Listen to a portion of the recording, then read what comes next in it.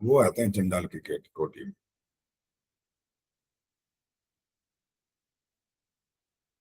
एक बार दोबारा बोल दो आचार्य जी। जो अपने स्वार्थ के लिए करते हैं ना ऐसे काम, इससे उन्हें छल कपट करना है, धोखा देना है और गलत काम करने हैं, उनको चंडाल की कोटि में रखते हैं। जो पोस्टमार्टम करते हैं वो चंडाल की कोटि में नहीं रख सकते। उनका उद्देश्य होता है कि सत्य का प्राप्त करना, सत्य को बताना और जो दोषी हैं उनको दंड दिलवाना, ये उनका काम। आचार्य जी नमस्ते। नमस्ते।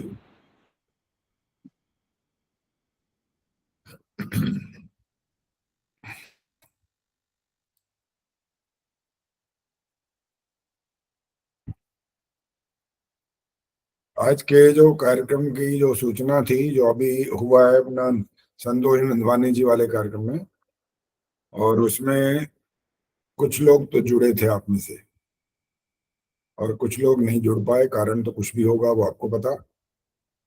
तो जो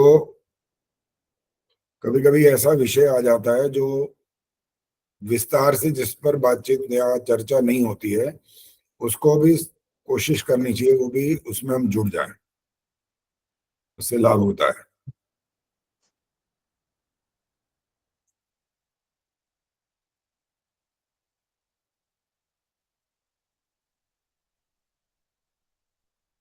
रजनी गर्ग जुड़ी इसमें, संतोष नंदवानी तो खैर उसमें होस्ट थी, और लोग भी कई थे।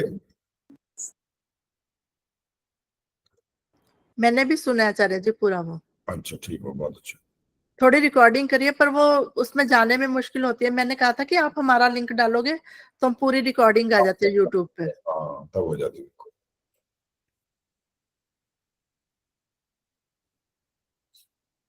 चलो जी, आज के जो नाम है। आचार्य जी नमस्ते। हाँ नमस्ते जी। 17 नाम है हमारे पास जिनकी परीक्षा होनी है। अगर वो आज परीक्षा नहीं देंगे तो उनको आगे अवसर नहीं मिलेगा।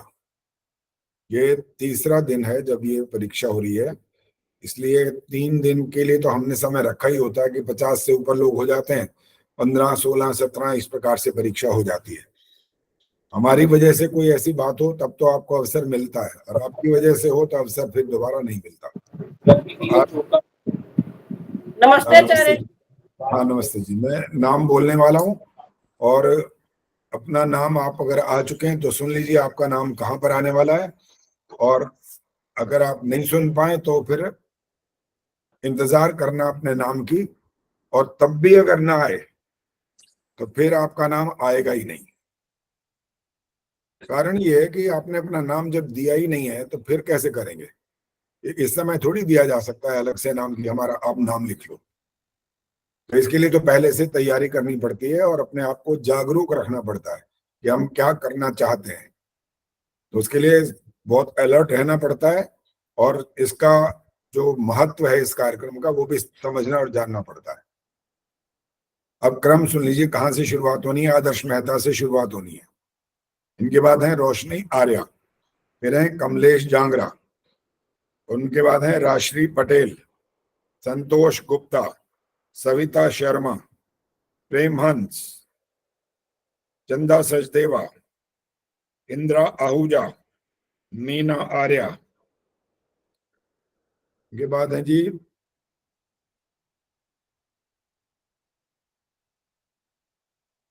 निर्मला देवी, पूजा मित्रा, सुषमा कुमार, रचना धनकर, राज चावला,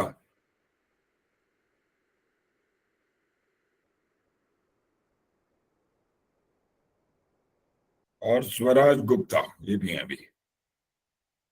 ये नाम है जी। क्रम तो बता दिया आपको, तो बस हम मंत्र पाठ करते हैं और शुरू करने वाले हैं। जो आते रहेंगे बीच में फिर आते रहेंगे। अब चलो जी, मंत्र पाठ के लिए आज बोलना मत, नहीं तो नाम कट जाएगा, आपका नाम नहीं आएगा था। बोलना नहीं होता, हाथ खड़ा करना होता है बस।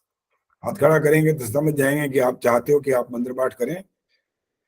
लेकिन अब ये बात ध्यान रखना है कि आप अगर इतने बहादुर बन गए हो कि आप मंत्र पाठ शुद्ध कर सको तब हाथ खड़ा करना है। अब नहीं तो फिर दंड व्यवस्था शुरू हो जाएगी। देखिए, अब एक तो आदर्श ने हाथ खड़ा किया हुआ है, राज चावला ने, रवि वाला सिंगल, उर्मिल शर्मा, और तो यही है, चार या पांच है। रामधारी जी, अच्छा ये रामधारी जी दंड लेने के लिए तैयार हो जाओ फिर। जल्दी गलत मित्र ने सुनाओगे खड़ा ना, किया सर। गलत सुनाओगे तो दंड मिलेगा, अब सोच लो। ठीक है आचार्य जी। मेरा हाँ। भी तेज आचार्य जी। हाँ नमस्ते जी। दंड, अच्छा रामधारी जी, मान लो गलती होगी तो दंड लोगे क्या? हाँ जी। क्या आचार्य दंड? जी नमस्ते। हाँ नमस्ते जी, क्या दंड लोगे फिर? आचार्य आप जी जो नमस्ते। वही हाँ जी स्वीकार नमस्ते हो। जी, नमस्ते। जो मैं दूंगा वो हाँ जी। दान करना पड़ेगा कुछ? हाँ जी 500 रुपए दान कर सकते हो? कर देंगे जी। मेरे को नहीं देने, कहीं सोच रहे हो कि मैं मांग रहा हूँ। ठीक है जी। अब मेरे को नहीं चाहिए ये जाने पड़ेंगे, कहीं गुरुकुल में देने पड़ेंगे, ठीक है जी। या आर्य समाज में देने पड़ेंगे, जहां आप जाते ठीक हो। है जी। ठीक है, ठीक है जी। ठीक तो है बोले जी वहां तैयार, से। तैयार हो हाँ जी। दंड लेने के लिए? हाँ जी। देखा, फंस गई ना। इसलिए तो मैंने ये वाक्य बोला है, ऐसा दंड लेने के लिए तैयार कहते हैं। हाँ, ये नहीं कहते कि मैं सुनाऊंगा ही शुद्ध, तो दंड किस बात का? रामधारी जी, मैं पकड़ लेता हूँ, शब्दों में बांधता हूँ लोगों को, ध्यान ठीक है से जी। सुनना होता है। इसीलिए कल मैंने एक कार्यक्रम था, रस्म पगड़ी करी थी वहां पर, तो एक बच्चे से मैंने बात करते करते पूछ लिया, मैंने कहा रामधारी जी बोलना बंद करो यार, माइक बंद करके बात करो, किसी और से करनी है तो मैंने उस बच्चे से ये पूछा, मैं तो रस्म पगड़ी में भी प्रश्न उत्तर करता हूँ वहां ये नहीं जो यहाँ ये मर गए जी, वो बिस्तर पे मर गए तो उनकी आत्मा घूमती रहेगी, ऐसी कपोल कल्पित बकवासबाजी मैं नहीं करता हूँ। तो वहां मैंने जो सुनाया बच्चे से मैंने किया, 7वीं क्लास में पढ़ता था, पता लग गया पूछने पे। मैंने कहा अच्छा एक बात बताओ, अगर तुम स्कूल देर से पहुंचो तो तुमको इनाम मिलता है ना? कहता हाँ। फिर कहता नहीं नहीं नहीं नहीं नहीं, इनाम नहीं मिलता। मैं क्या मिलता? कहता सजा मिलती है। मैं कहा इसीलिए तो मैंने ऐसा पूछा है कि तुम बात को ध्यान से सुन रहे हो कि बस हाँ करोगे सिर्फ, क्योंकि मैंने पूछा ही इस ढंग से था। तो रामधारी जी बेचारे फंस गए आज उसी बात में। मैं दंड लेने के लिए तैयार हो गए थे। हाँ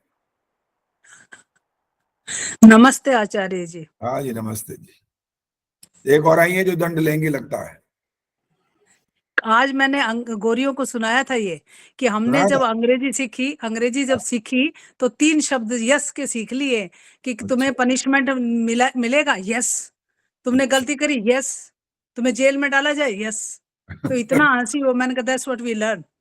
तो ऐसे हंस रही थी वो। तो ये दंड तो आप देंगे ही देंगे। आप चलो कभी जी फल भी दे दिया करो दंड के सिवाय। अरे ये दंड कर्म फल ही तो होता है, और क्या होता है? फल का मतलब क्या, सेब चाहिए क्या?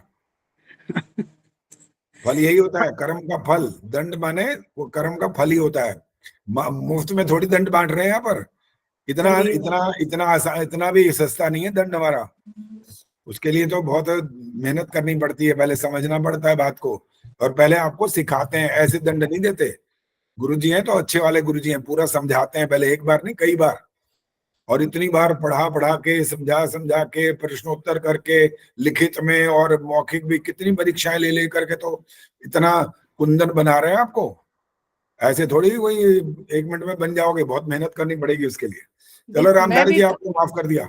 अभी अभी आप दंडा आपको नहीं देना चाहते, इसलिए और किसी का नाम देखते हैं कि जो जो हाथ खड़ा कर तो रहे, अब दिख रहे हैं फिर दोबारा से, और ये गलती करेंगे तो दंड वाकई मिलेगा, मैं माफ नहीं करूंगा। अब ये सुन लो, गलती हुई नहीं और मैं पकड़ लूंगा फौरन कि यहाँ आपने गलत उच्चारण किया, तो उसका दंड मिल जाएगा।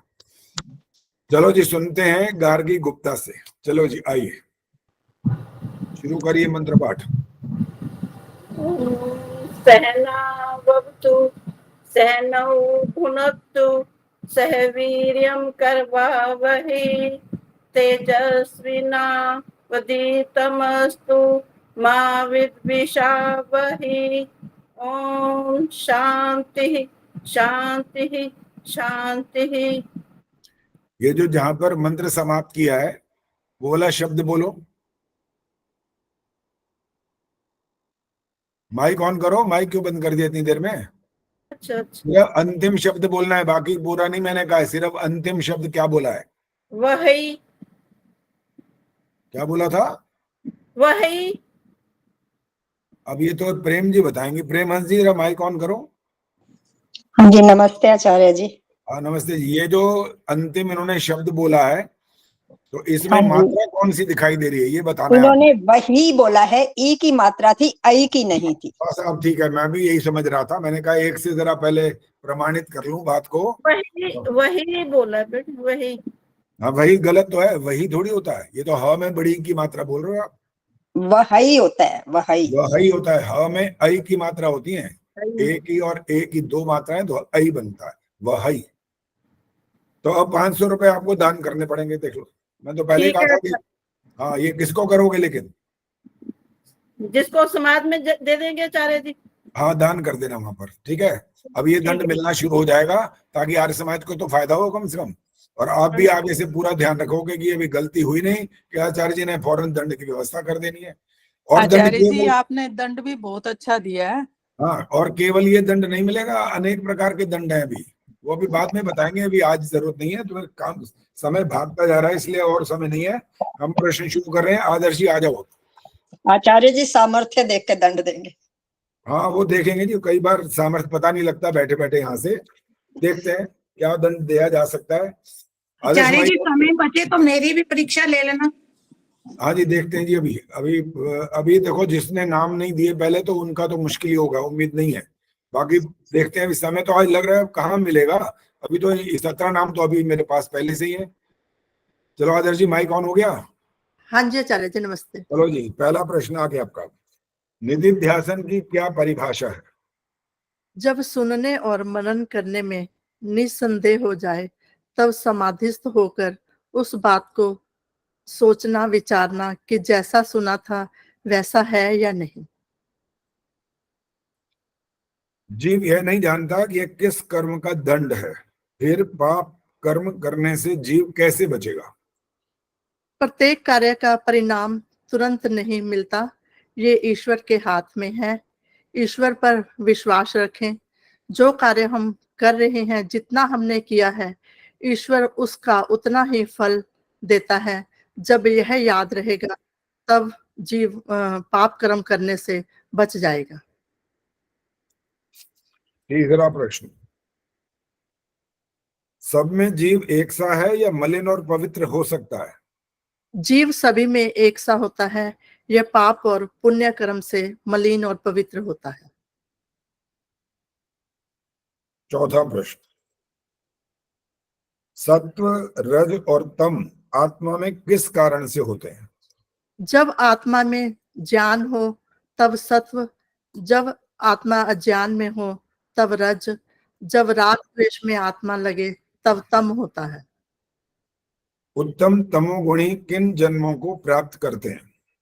उत्तम तमोगुणी चारण कवित्त आदि दोहा बनाकर दूसरे मनुष्यों की प्रशंसा करने वाले, सुंदर पक्षी अपनी प्रशंसा करने वाले, दाम्भिक पुरुष, हिंसक पिशाच, अनाचारी जो मध्य आदि में मस्त रहते हैं, आसक्त रहते हैं, वह उत्तम तमोगुणी को जन्म पाते हैं। क्या खाते हो आजकल? वही खाना खाते हैं आचार्य जी। अच्छा खाना खाते हो, इसका मतलब जिससे बुद्धि अच्छी बन जाती है। फटाफट ऐसा लग रहा है याद कर लिया, घोट के पी लिया है, सारे के सारे प्रश्नों के उत्तर एकदम बढ़िया से दे दिए। चलो धन्यवाद। रोशनी आई है? धन्यवाद आचार्य। धन्यवाद जी। रोशनी आ रहे हो, जल्दी से आइए।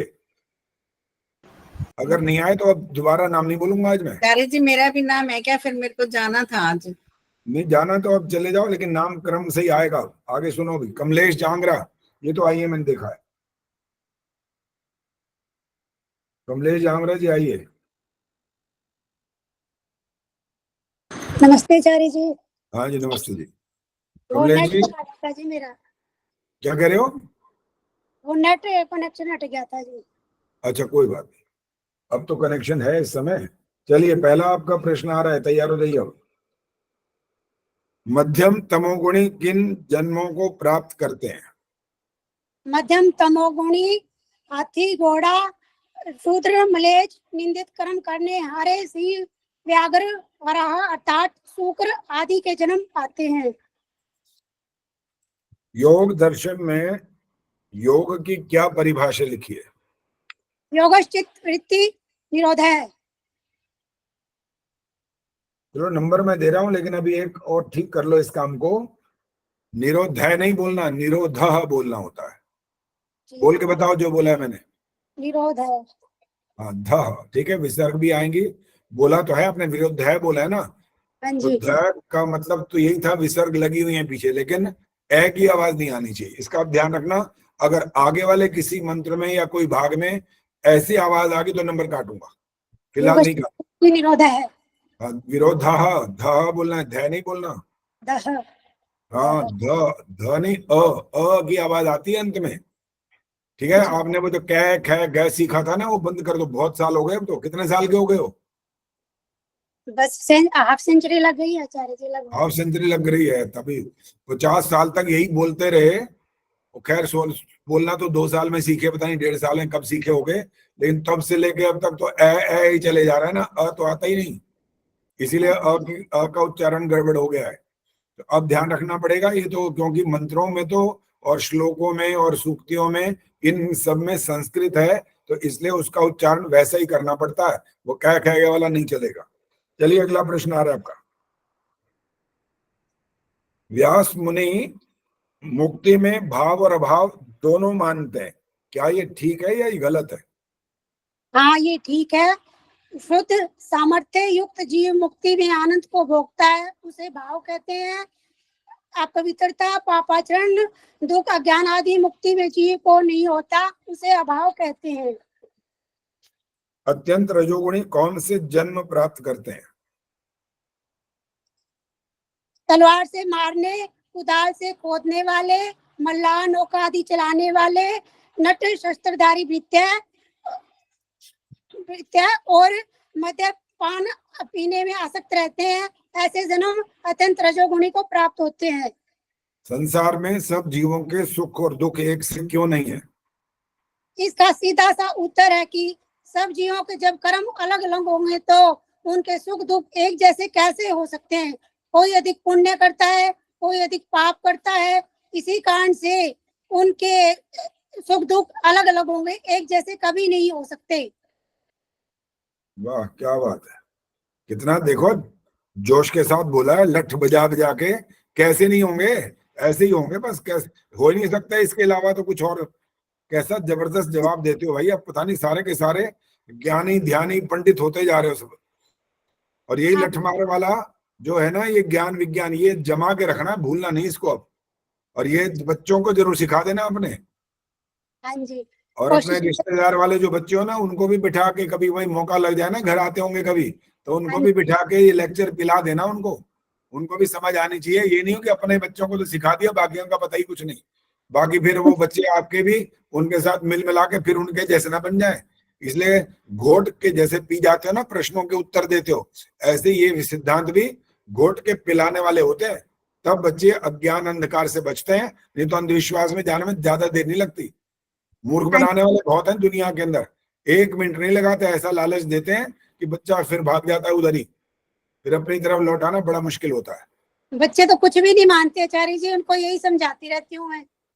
यही दिक्कत है ना, बच्चे अपने स्कूल में अपने मित्रों से और इनसे जो कुछ सीखते हैं ना, उनमें ज्यादा विश्वास करते हैं। और पता है मानते, वो तो विज्ञान को ही मानते हैं आचार्य जी। छोटा सा बच्चा जो नर्सरी और अभी फर्स्ट सेकंड में आता है ना, वो अपनी मम्मी उसको कहते ना ये वाला ठीक है, कहना नहीं, मैडम जो कह रही है वो ठीक है, बस ये हालत होती है।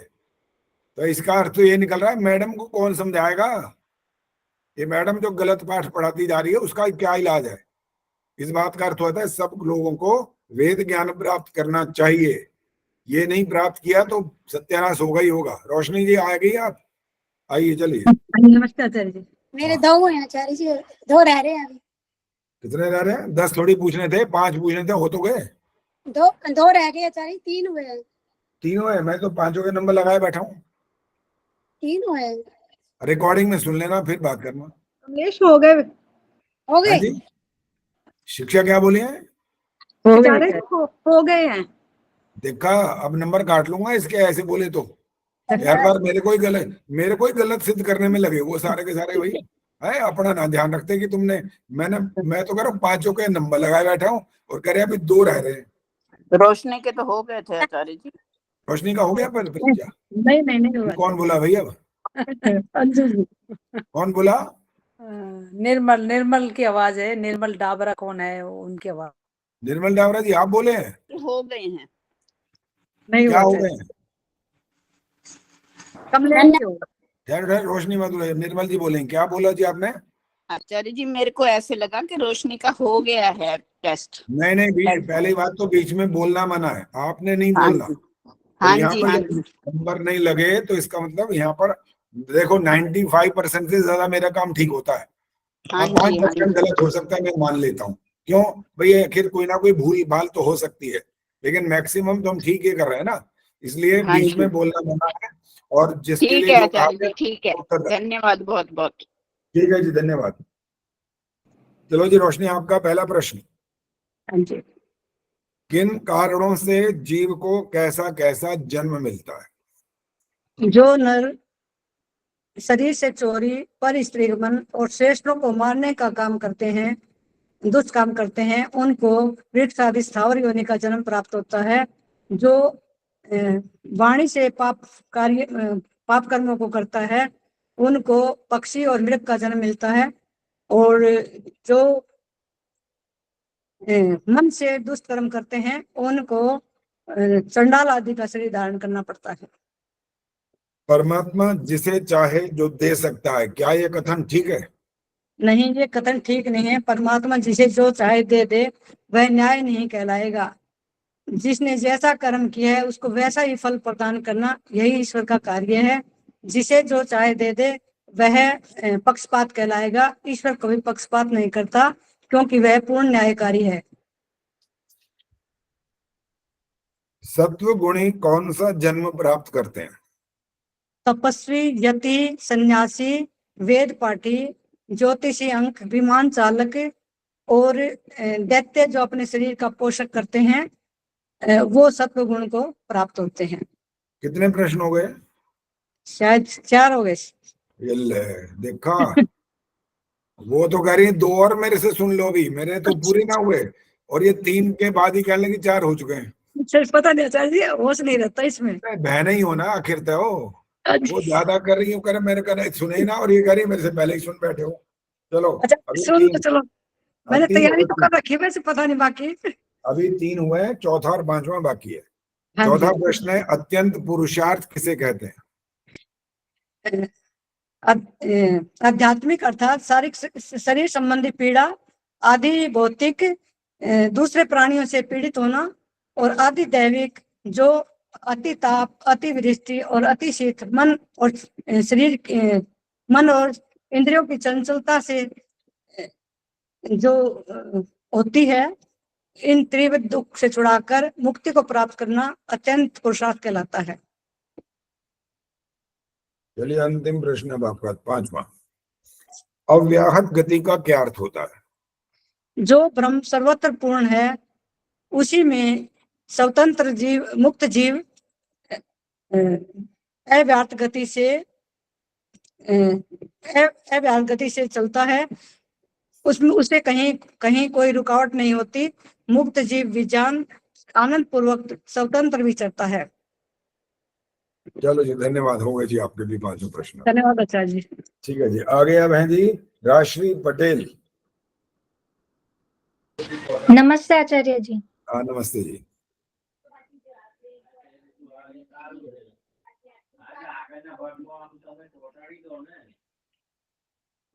राशि जी, आपका पहला प्रश्न ये है, दंडनी तलवार नहीं बल्कि मारने वाला दंडनी होता है, क्यों? क्योंकि तलवार जड़ है, और जो तलवार से मारता है तो मारने वाला जीवात्मा है, वो चेतन है, उसको दंड मिलता है। तदा द्रष्टुः स्वरूपे अवस्थानम, इसकी व्याख्या क्या है? जब जीव एक चित्त एकाग्र और निरुद्ध होता है, तब दृष्टा इस ईश्वर के स्वरूप में जीवात्मा की जो स्थिति होती है, उसे तदा द्रष्टु स्वरूपेव स्थानम कहते हैं।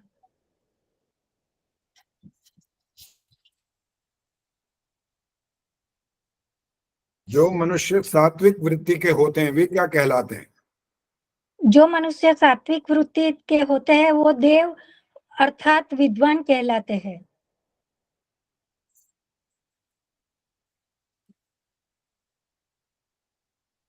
सुख और दुख की परिभाषा संस्कृत में बताओ। सुख स्व सुखम गच्छति यस्मान, भूल गई आचार्य जी मैं। चलिए अब आपका अंतिम प्रश्न है, ये 5वां।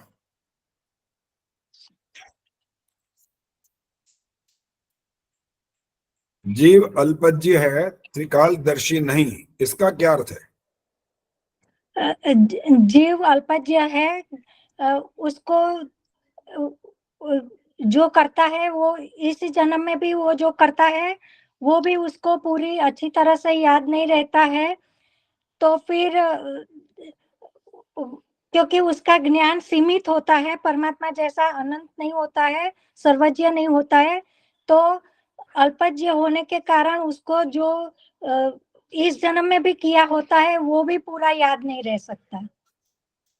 ठीक है, धन्यवाद। हो गए जी आपके भी 5 प्रश्न। जी धन्यवाद आचार्य जी। अब है जी प्रेम हंस जी, आइए। नहीं पहले हैं, अभी और है भाई, संतोष गुप्ता पहले। हाँ जी। पहले संतोष गुप्ता जी, इनके बाद हाँ जी। सविता शर्मा। संतोष जी आपका प्रश्न आ रहा है, तैयार हो जाइए। जी। पंच क्लेशों की परिभाषा योग दर्शन में क्या बताइए? अविद्या, स्थिता, राग, द्वेष, कैमरा बंद है आचार्य जी इनका। कैमरा खोलो, कैमरा खोलो पहले। हो जा रहा है बार बार। क्यों हो रहा है? हाथ मत लगाओ, अपना याद रहेगा। नहीं लगा रही आचार्य, अपने आप बंद हो रहा है। ये देखिए बंद हो गया, खोला था मैंने। अच्छा, अपने आप बंद हो गया। हाँ जी। अच्छा चलो बोलो फिर, और क्या? जब अपने आप हो रहा है तो कोई इलाज नहीं इसका। तो अविद्या, स्थिता, राग, द्वेष, भिन्निवेश, पंच क्लेश।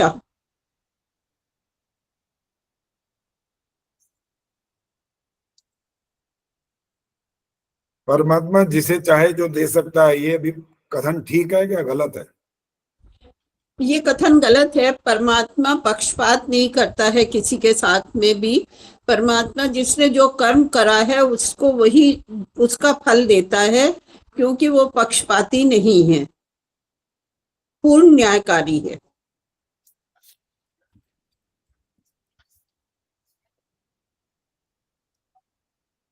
वृक्ष आदि स्थावर का जन्म किन कर्मों का फल है?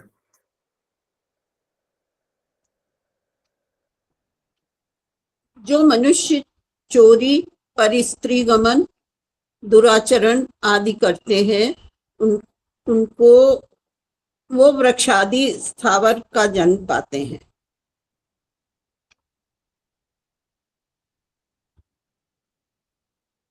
सत्व, रज और तम आत्मा में किस कारण से होते हैं? जब आत्मा में ज्ञान हो तो सत्व, अज्ञान हो तो रज, और राग द्वेष में जब आत्मा फंसी रहती है तब तम होता है।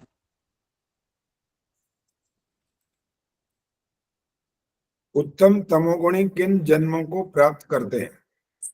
ये नहीं आता आचार्य।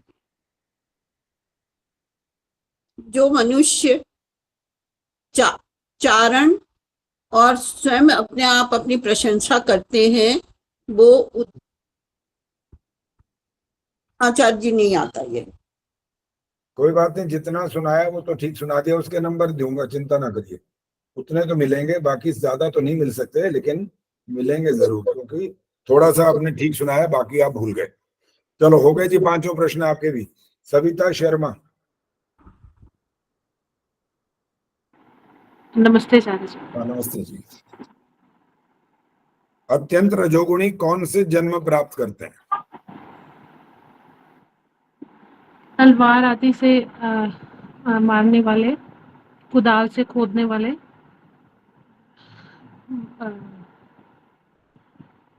नौका चलाने वाले, और नट शस्त्रधारी और शस्त्रधारी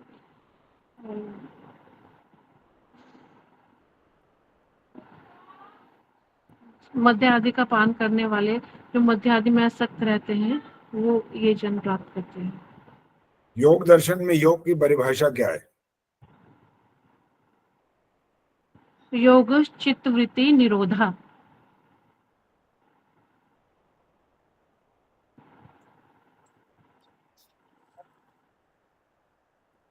अव्याहत गति का क्या अर्थ होता है? ब्रह्मा जो सर्वत्र संपूर्ण है, उसमें जीवात्मा, मुक्त जीवात्मा अव्याहत गति, वह अनंत रूप से संपूर्ण स्वतंत्र विचरने में स्वतंत्र है, मुक्त जीवात्मा विज्ञान।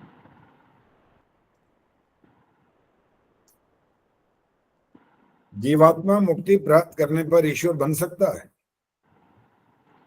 जीवात्मा मुक्ति प्राप्त करने पर ईश्वर कदापि नहीं बन सकता।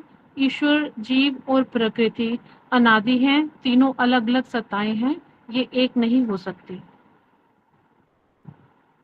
चलो जी, अंतिम प्रश्न आ गया आपका।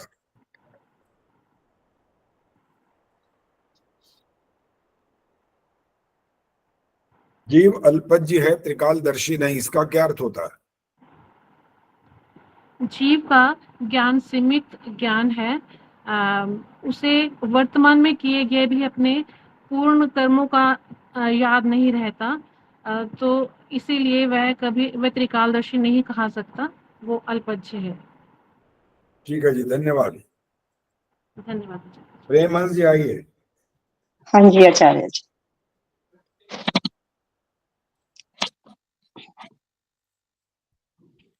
पहला प्रश्न है, षट संपत्ति को स्पष्ट करो। षट संपत्ति 6 प्रकार के कर्मों की होती है, जिसमें सबसे पहला है शम, जिसका मतलब है आत्मा और अंतःकरण को धर्माचरण में प्रवृत्त रखना। फिर दम, दम है इंद्रियों और शरीर को व्यभिचारों से हटाकर जितेंद्रिय बनाना। और फिर उपरति, उपरति दुष्ट कर्म करने वाले व्यक्तियों से स्वयं को दूर रखना। और तितिक्षा, चाहे हानि हो, लाभ हो, स्तुति हो, निंदा हो, इसकी चिंता किए बिना स्वयं को मुक्ति के साधनों में लगाए रखना। और श्रद्धा, वेद आदि शास्त्रों में और अपने आप्त पुरुषों में पूरी श्रद्धा और विश्वास, भरोसा रखना। और अंतिम है समाधान, अर्थात चित्त की एकाग्रता बनाए रखना। ये षटक संपत्ति कहलाती है। जीव यह नहीं जानता कि किस कर्म का दंड है, फिर पाप कर्म से कैसे बच सकता है? जीव ये तो नहीं जानता किस कर्म का क्या फल है, लेकिन ये उसको पता होता है कि जो उसने कर्म किया है उसका ही फल उसको मिलेगा, अच्छा या बुरा। ये नहीं उसको पता कि कब कौन से कर्म का फल मिलेगा, लेकिन उसको भरोसा होना चाहिए कि ईश्वर जो है न्यायकारी है, वो ऐसे किसी को दंड नहीं देता, वो पक्षपाती नहीं है, वो न्यायकारी है और कर्म करने के अनुसार ही उसको फल मिलेगा। जब उसको ये भरोसा हो जाएगा तो वो अपने आप दुष्ट कर्मों से बचाकर अपने आप को सतमार्ग पर लगा सकता है। सत्व गुणी कौन सा जन्म प्राप्त करते हैं? सत्व गुणी, क्या आपने सत्व गुणी पूछा है? क्या पूछा, मुझे समझ नहीं आया। सत्व गुणी, सत्व गुणी तपस्वी का, यति, वेद पाठी, विमान चालक और ज्योतिषी, और आप कह सकते हैं सन्यासी और दैत्य कभी कभी, अर्थात जो देह पोषक मनुष्य होते हैं उनको सबसे पहले अपने देह का होता है, तो वो सत्वगुणी कर्मों का फल पाते हैं। अत्यंत पुरुषार्थ किसे कहते हैं? जीव जब त्रिविध दुखों से छूटकर मुक्ति को प्राप्त करता है, वो अत्यंत पुरुषार्थ कहलाता है। और ये त्रिविध दुख क्या है? आदि दैविक अर्थात शारीरिक पीड़ा का सहना, आदि भौतिक दूसरे प्राणियों के द्वारा दिए गए दुखों को सहना, और तीसरी आदि दैविक अर्थात प्राकृतिक आपदाएं जैसे अति शीत, अति वृष्टि और भूचाल, तूफान आना या मन की चंचलता और इंद्रियों के कारण दुख पाना। इन त्रिविध दुखों से छूटकर मुक्त हो जाना ही जो है क्या कहते हैं उसको त्रिविध दुखों से छूटकर मुक्ति को पाना। शिक्षा शर्मा बताएंगे इन्होंने क्या चीज रिपीट कर दी है? आदि दैविक 2 बार बोल गए, पहला और तीसरा। आदि दैव, अच्छा नहीं, सबसे पहले आध्यात्मिक, फिर आदि भौतिक और फिर आदि दैविक। प्रेम जी आपने आध्यात्मिक बोला ही नहीं है, यही तो कह रहे हैं। अच्छा गलती हो सकता है ना बोला हो, लेकिन मेरे दिमाग में है आध्यात्मिक जो कि शारीरिक पीड़ा को पाने का है, फिर आदि भौतिक, फिर आदि दैविक, क्योंकि त्रिविध दुख तो यही होते हैं। होते तो यही है, लेकिन आध्यात्मिक हाँ बोला हो सकता नहीं है ना। जी, नहीं हाँ जी, स्लिप ऑफ टंग तो होती रहती है, आजकल दिमाग कम चल करता है। हाँ जी बिल्कुल बिल्कुल। चलिए अंतिम प्रश्न आ गया जी अब आपका। ये देखता हूँ 1 2 3 4 के अंक लग गए, यहाँ 5वां रह गया बस। व्यास मुनि मुक्ति में भाव और अभाव दोनों मानते हैं, क्या ठीक है ये या गलत है? ये बिल्कुल ठीक है। व्यास मुनि भाव और अभाव दोनों मानते हैं, क्योंकि मुक्ति में जीव जो है पूर्ण आनंद को भोगता है, इसे भाव कहा गया है। और उसी मुक्ति में उसको कोई पापाचरण, कोई अपवित्रता, अज्ञानता और दुख नहीं होता, इस चीज की कमी होती है, इस चीज का अभाव होता है। इसीलिए कहते हैं कि भाव और अभाव दोनों ही मुक्ति में होते हैं। ठीक है जी, धन्यवाद जी। हो गए 5 प्रश्न। किरण शर्मा। हाँ जी आचार्य जी नमस्ते। हाँ जी नमस्ते जी। अव्याहत गति का क्या अर्थ है? जीव ब्रह्म सर्वत्र परिपूर्ण है, उसी में जीव अव्याहत गति, वो जीव स्वच्छंद घूमता है और उसमें कोई रुकावट नहीं होती, वो आनंद पूर्वक रहता है। तदा दृष्टु स्वरूपे अवस्थानम, व्याख्या करो इसकी। जब चित्त एकाग्र और निरुद्ध हो जाता है तो सब तो परमात्मा ईश्वर में जीव की स्थिति हो जाती है।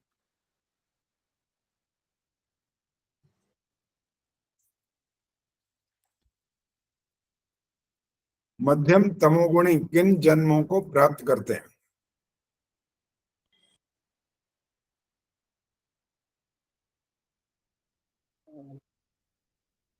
कुदाल से खोदने वाले और शस्त्रधारी और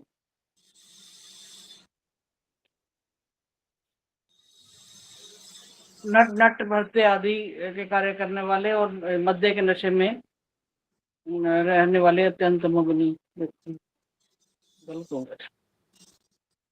अब ये आदर्श मेहता बताएंगे उत्तर ने इसी प्रश्न का दिया या किसी दूसरे प्रश्न का दे दिया? दूसरे प्रश्न का है। दूसरे प्रश्न का उत्तर दिया। ये प्रश्न जो व्यक्ति, अब नहीं बोलना, अब नहीं बोलना, अब अगला प्रश्न आएगा। अगला प्रश्न ये है, सब में जीव एक सा है या मलिन या पवित्र हो सकता है? सब में जीव एक सा होता है, अपने पाप पुण्य के योग से वो मलिन और पवित्र होता है।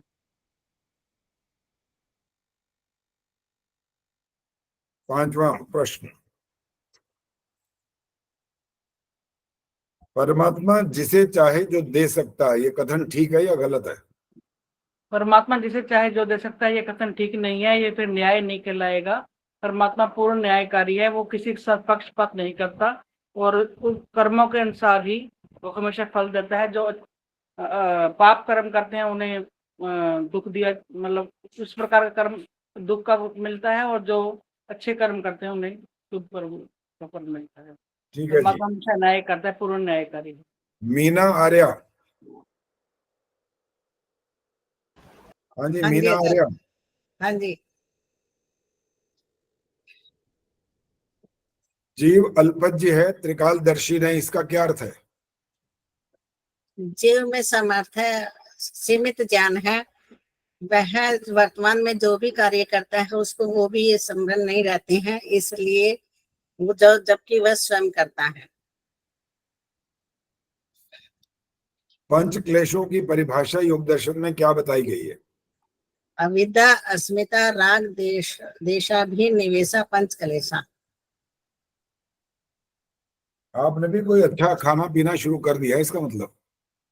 आप ही ने तो कहा था चारी जी अटक अटक के निकला, ऐसे याद करना, आपके नंबर कटे थे पिछली बार। बढ़िया, बहुत बढ़िया, बहुत बढ़िया।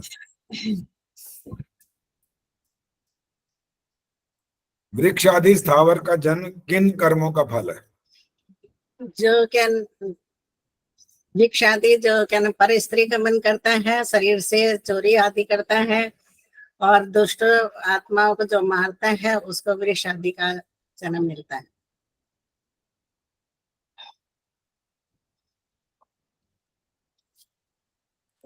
चौथा प्रश्न, मध्यम तमोगुणी किन जन्मों को प्राप्त करते हैं? मध्यम तमोगुणी काव्य अर्थात दोहा बनाने वाले, जो मनुष्य की प्रशंसा करते हैं, सुंदर पक्षी, धार्मिक पुरुष जो दूसरों अपनी प्रशंसा स्वयं करते हैं, और निशाचर, पिशाच, राक्षस जो मद में हमेशा इसका सेवन करते और मलिन होते हैं, वो मध्यम और तमोगुणी होते हैं। शिक्षा शर्मा जी बताएंगे कौन सा उत्तर दिया? गलत हो गया, गलत हो गया, गलत हो गया, उनको पता लग गया कि गलत हो गया, ये गलत हो गया। किसी और का उत्तर दे के बैठ गई हाँ है जी, ये। उत्तम तमोगुणी का दे दिया। हाँ जी, यही तो ध्यान रखना पड़ता है, ये वाले कठिन है, ये वाले एक जैसे ही है ना, ये हाँ मध्यम तमोगुणी, उत्तम तमोगुणी, रजोगुणी, इसलिए इसमें गलती की संभावना हो जाती है। चलिए, पांचवा अंतिम प्रश्न है, अव्याहत गति का क्या अर्थ होता है? जो ब्रह्म स्वतंत्र पूर्ण है वह मुक्त जीव व्याह गति में किसी प्रकार की कोई रुकावट नहीं होती। मुक्त जीव विज्ञान आनंद में विचरता रहता है। ठीक है जी, धन्यवाद। हो गए जी आपके भी प्रश्न। हाँ जी, अब है जी, आगे हैं, इसके बाद नाम है जी सुषमा कुमार। आई है जी सुषमा कुमार।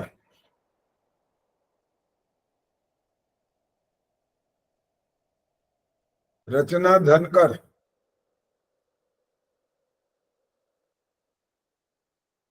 ये भी नहीं आई है।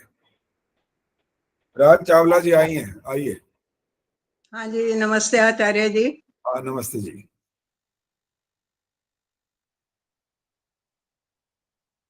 पहला प्रश्न है, अत्यंत पुरुषार्थ किसे कहते हैं? आचार्य जी, 3 प्रकार के दुख होते हैं, एक आध्यात्मिक, आधि भौतिक और आधि दैविक। आध्यात्मिक शरीर की पीड़ा से संबंधित, और आधि भौतिक जो दूसरे प्राणियों से मिलते हैं, और तीसरे हैं आधि दैविक, जैसे अति शीत, अति गर्मी वगैरह जो है, जो इंद्र की जो इंद्रियों की चंचलता से और मन की चंचलता से मिलते हैं। इन तीनों से छुड़ाकर मुक्ति को पाना, ये अत्यंत पुरुषार्थ कहलाता है।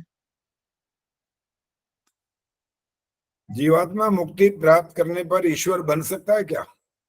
नहीं, कदापि नहीं बन सकता, क्योंकि 3 अनादि सत्ताएं हैं, ईश्वर, जीव और प्रकृति।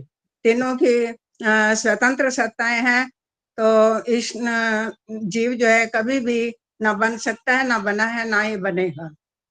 तो ये स्वतंत्र सत्ताएं अपना अपना काम अलग अलग करती हैं। तदा द्रष्टुः स्वरूपेव स्थानम, इसकी व्याख्या? हाँ, इसका है, जब चित्त एकाग्र और निरुद्ध होता है तो आत्मा जो है उस परमात्मा के स्वरूप में स्थित हो जाती है।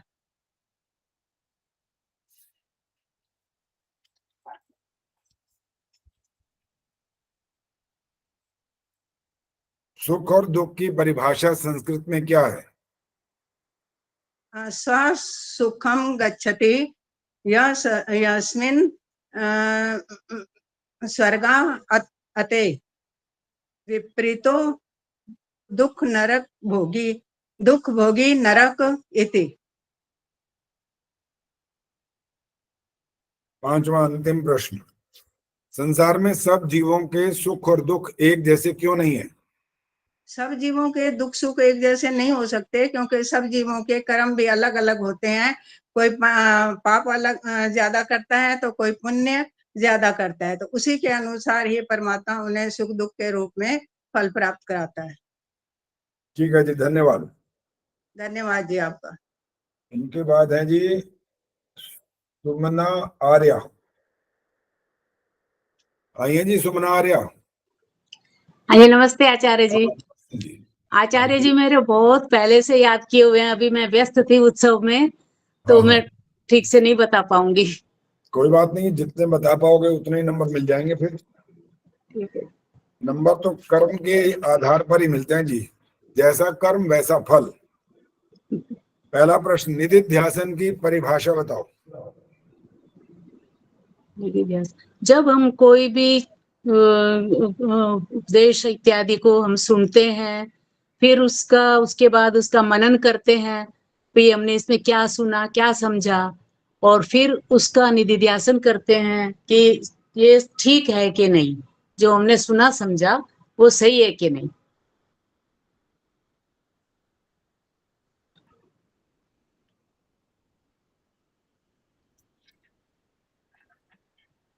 जीव अल्पज्य है, त्रिकालदर्शी नहीं, इसका क्या अर्थ होता है? जीव अल्पज्य ही है क्योंकि हम अभी वर्तमान में भी जो काम करते हैं हमें वो भी याद नहीं रहते हैं, तो तीन कालों के तो हम कैसे याद रख सकते हैं, इसलिए ईश्वर जीव अल्पज्य है। जीव यह नहीं जानता कि ये किस कर्म का दंड है, फिर पाप कर्म करने से जीव कैसे बचेगा? ये हमेशा ये याद रखना चाहिए कि ईश्वर न्यायकारी है और वह हमेशा पाप कर्मों का दंड हमें अवश्य देगा, ये हमें याद रखना चाहिए हमेशा। और क्या आचार्य जी, मैं प्रश्न भूल गई। जीव यह नहीं जानता कि किस कर्म का दंड है, फिर पाप कर्म करने से जीव कैसे बचेगा? हाँ, चाहे ना भी पता हो हमें कौन से कर्म का ये दंड है, किंतु हमें पाप का फल अवश्य ही मिलेगा, ये हमें हमेशा याद रखना चाहिए।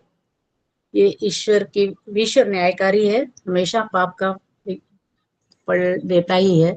वृक्षादि स्थावर का जन्म किन कर्मों का फल है?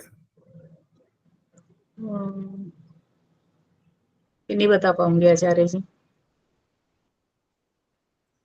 अंतिम, सत्व रज और तम आत्मा में किस कारण से होते हैं?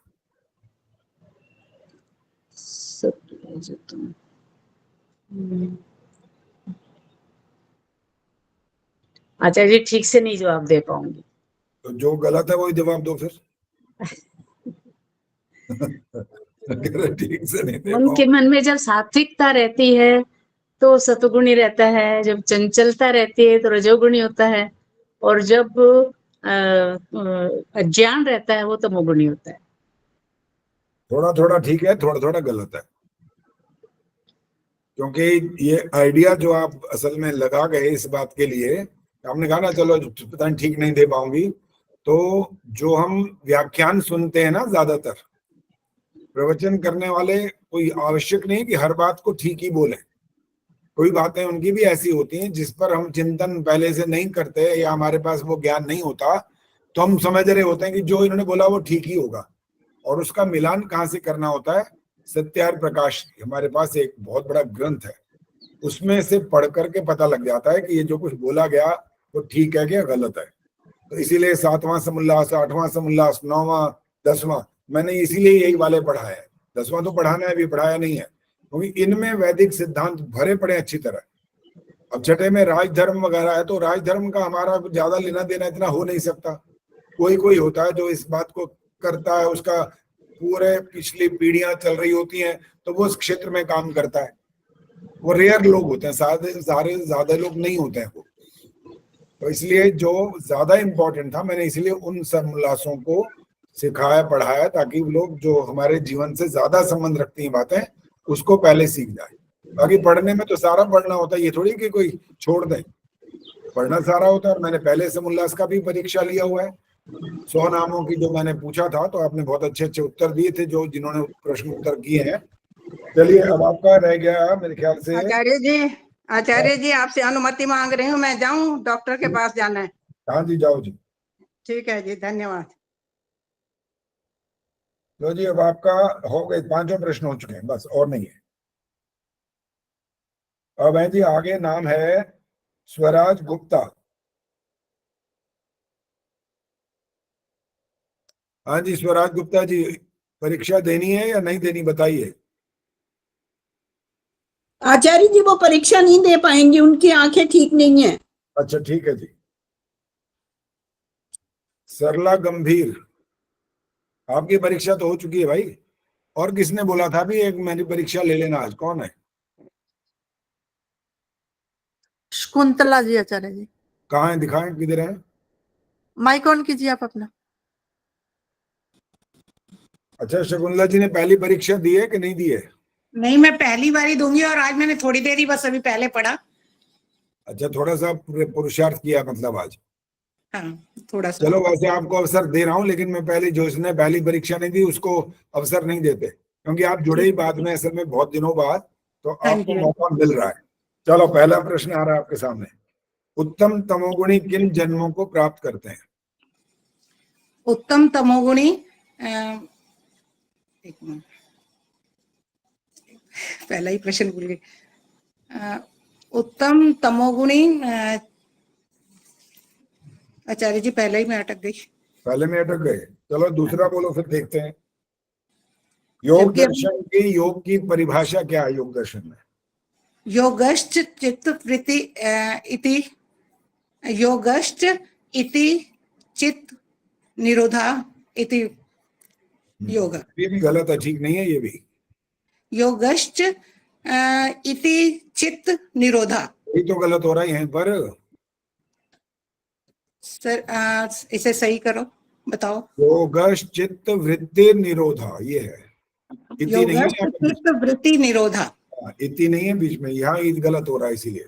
और ये जो छोटी सी एक परिभाषा होती है उसको तो बिल्कुल पूरा का पूरा ही ठीक बोलना होता है, उसमें अगर जरा सा भी गलत हो जाए तो वो सारी की सारी गलत कहलाती है। अब तीसरा प्रश्न है, चित्त वृत्ति, ये अभी सिखाना नहीं, अभी आप बाद में करना, अब पहले अपने प्रश्नों का उत्तर दो। अव्याहत गति का क्या अर्थ है?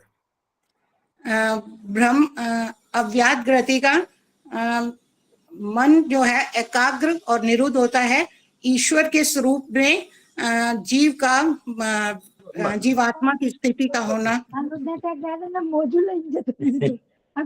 विचरना। राष्ट्रीय पटेल जी माइक बंद रखो, दोबारा बोलो जी, मैं समझ नहीं आया। तो ये नेट गया था, कुछ गया था, लेकिन आया नहीं है, दोबारा बोलो। अव्याहत गति का अर्थ बोलो। चित्त निरुद्ध और एकाग्र होता है, ईश्वर के स्वरूप में जीव का बिना जीवात्मा की स्थिति का होना, ईश्वर के स्वरूप में जीवात्मा की स्थिति। सुनो, एक तो वाक्य ठीक नहीं चल रहा, और ये जो बता रहे हो ये भी इसका अर्थ नहीं है, ये अलग है। तो वे काम करें, आगे हम आपकी परीक्षा नहीं ले रहे हैं। अब इसका अर्थ ये हुआ कि बहुत परिश्रम करेंगे तब जाकर के प्राप्ति होती है। देखो मैं बहुत कहता रहता हूं कि रोटी खाना और रोटी कमाने में जो फर्क है ना, इन दोनों में दोनों काम मुश्किल है असल में। एक ज्यादा मुश्किल है, दूसरा कम मुश्किल, लेकिन मुश्किल वो भी है। तो आचार्य जी अगली बारी में पूरी तैयारी से, तो अब अगली बार जो परीक्षाओं की बताएंगे आपके पास सारी सूचना पहुंच जाएगी। आप मेंबर बन गए हैं तो आपको सारी सूचना मिलेगी। इस समोल्लास की नहीं होगी? नहीं ये इसकी नहीं होगी, इसकी तो खत्म हो गई। अब आगे वाली बात पहले पूरी सुन लो। मैंने क्या बोलना था, वो ये बोलना था कि रोटी कमाने में तो बहुत परिश्रम करना पड़ता है, बहुत ज्यादा। कहते हैं ना आटे दाल का भाव पता लग जाता है उसके अंदर, तो इतनी मेहनत करनी पड़ती है। और जो रोटी खाने की बात है उसमें भी मैंने कहा मेहनत चाहिए, वो भी इतना आसान काम नहीं है। कारण पहले आप स्वस्थ रहोगे तो रोटी खाओगे ना। ये बीमार पड़े तो रोटी क्या खाओगे, दाल का पानी पीते रहोगे और क्या, कोई फल खाओगे, यही करते रहोगे, और दवाइयां तो खाते ही रहोगे कम से कम। इसलिए जो भी कार्य आप कर रहे हो यहाँ पर, उसमें कठिन जो है बात वो आएगी, वो साधारण बातें नहीं हो रही यहाँ पर। बड़ा इतने कठिन यहाँ पर विषय चल रहे हैं, उनको पकड़ना, उनको समझना और उनको समझ लेना अच्छी तरह से, ये है हमारा मुख्य उद्देश्य। रचना, कहाँ गई थी तुम आज? आचार्य जी नमस्ते, तैयारी नहीं है अच्छे से। अच्छा, तैयारी नहीं है, इसीलिए अभी दिखाई दी हो। जी पहले ही बंद करके बैठी थी कैमरा कि नाम ही ना बोल दें, कहीं मैं फंस जाऊं फिर। ये तो कोई नाम तो मैंने ज्वाइन ही 3:45 बजे ज्वाइन किया था ज्वाइन मैंने। पास में किया, चलो कोई बात नहीं। अब हमारे सामने जी नाम मेरे ख्याल कोई नहीं बचा। अगर कोई जो नाम मैंने यहाँ लिखे हुए थे कोई है तो बताओ, अभी कोई है तो। मुझसे आचार्य जी मेरी नहीं हुई है। हाँ जी, पूजा अच्छा, मेरी। लेकिन आचार्य जी 1 मिनट में जरा ईयरफोन लगाऊंगी पहले।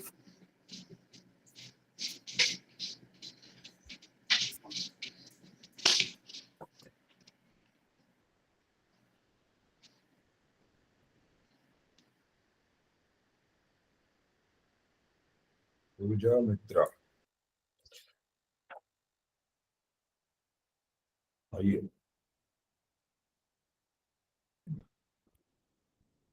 चलो जी, पूजा आपका पहला प्रश्न यही वाला बोलेंगे, अव्याहत गति का क्या अर्थ है? जो ब्रह्म सर्वत्र पूर्ण है उसमें मुक्त जीव अव्याहत गति अर्थात उसे कहीं रुकावट नहीं होती। मुक्त जीव विज्ञान आनंद पूर्वक स्वतंत्र विचरता है।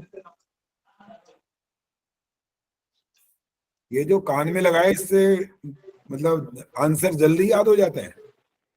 नहीं आचार्य जी, वो ऑफिस में फिर वो सुनाई देंगे। अच्छा, वो जो आवाजें आती हैं वो उससे बचाव हो जाता है। वो सब कुछ सुनाई देगा आपकी आवाज। व्यास मुनि मुक्ति में भाव और अभाव दोनों मानते हैं, ये ठीक है या गलत है ये बात? हाँ जी, ये सही है बात। शुद्ध असमर्थ जीव मुक्ति में आनंद भोगता है, जिसे भाव कहते हैं। अपवित्रता, पापाचार, दुख और विद्या मुक्ति में जीव को नहीं होती, इसे अभाव कहते हैं।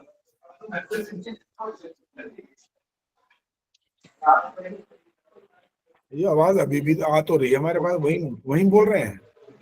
वो बाहर से, ये तो आचार्य जी माइक्रोफोन में ना सारी आवाज आती है आसपास से। माइक्रोफोन से तो आ जाती है, ठीक है, कुछ आ तो रही है आवाज अभी भी, कोई बात नहीं, जो आ रही है तो कोई बात नहीं। सुख और दुख की परिभाषा संस्कृत में क्या है? स्व सुख का नाम है स्व सुखम गच्छति यस्मिन् सा स्वर्गः अतो विपरीतः नरक अतो विपरीता दुख भोगी नरक इति। कितने प्रश्न हो गए? 2। तो क्या बात है, आज कोई क्या क्या खा के बैठे हो? ये चाहते हैं कि हमारे से और पूछ लो, ज्यादा पूछ लो, ज्यादा पूछने से ज्यादा नंबर नहीं मिलेंगे। 3 हो गए आचार्य जी। 3 हो गए, 2 नहीं हुए, 3 हो गए। चलिए, चौथा प्रश्न आ रहा है। जीव यह नहीं जानता कि यह किस कर्म का दंड है, फिर पाप कर्म करने से जीव कैसे बचेगा? जीव यह नहीं जानता कि किस पाप कर्म का फल है, लेकिन जीव ने जो कर्म किया उसका फल अवश्य ही उसे मिलेगा। ये ईश्वर का विधान है, और इसके लिए हमें एक तो ईश्वर पर पूरा पूर्ण विश्वास होना चाहिए, और दूसरा हमें यह भी समझ लेना चाहिए कि हम जो कर्म कर रहे हैं उसका फल तो ईश्वर ने देना ही है। अगर हम यही जानेंगे तो हम पाप कर्म से बच सकते हैं, क्योंकि जैसा हम कर्म करेंगे वैसे ही ईश्वर हमें फल देता है। षट संपत्ति को स्पष्ट करो। 6 प्रकार के कर्म करना, शम, आत्मा और अंतःकरण को धर्माचरण में लगाना, दम, इंद्रिय और शरीर को व्यभिचार से हटाकर जितेंद्रिय बनाना, उपरति, दुष्ट कर्म करने वाले मनुष्यों से दूर रहना, तितिक्षा, लाभ हानि, सुख दुख चाहे क्यों ना हो फिर भी मुक्ति के साधनों में लगे रहना, श्रद्धा, वेद आदि धर्म शास्त्र और पूर्ण आप विद्वानों के वचनों पर विश्वास रखना, समाधान, चित्त की एकाग्रता। बस ये अब नहा बैठे आप गंगा, 2 नहीं हुए थे, धन्यवाद 3 आचार्य जी। ये सोचे थी धन्यवाद एक आचार्य जी। का उत्तर और दे दूं तो 50 में से 60 मिल जाएंगे। नहीं आचार्य जी पूछ सकते हैं, अभी ये वाला तो बहुत अच्छे से याद हो गया। चलो ठीक है जी, हो गए समाप्त अब। धन्यवाद आचार्य जी। ठीक है जी, धन्यवाद। हाँ जी, और कोई बचा है तो बता दो फटाफट अभी भी, ये तो ये किताब बंद हो जाएगी अब, इसके बाद फिर नहीं खोलूंगा इस समय। आचार्य जी एक हैंड रेस किया सुधा त्यागी ने। क्या कहा इन्होंने? हाथ हैंड खड़ा रेस किया? कर रखा है। हाँ जी, सुधा आचार्य त्यागी जी बोलो। मैंने किया था हैंड रेस, लेकिन हाँ आप कह रहे हैं ना कि जिसने पहले नहीं दी है वो नहीं देगा। हाँ हाँ हाँ। मैंने पहले नहीं दी थी परीक्षा, इस बार मैंने याद किया है। पहले परीक्षा नहीं दी? जी नहीं। अच्छा, अब देना चाहते हो लेकिन? हाँ जी। चलो मान लेते हैं जी आपकी बात, और बोलो।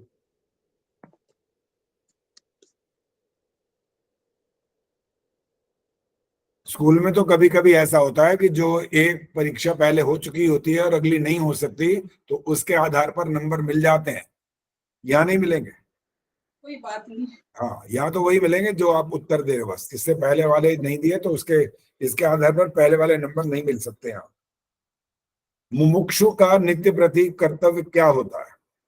मुमुक्षु का नित्य प्रति कर्तव्य 2 घंटा कम से कम ध्यान करे।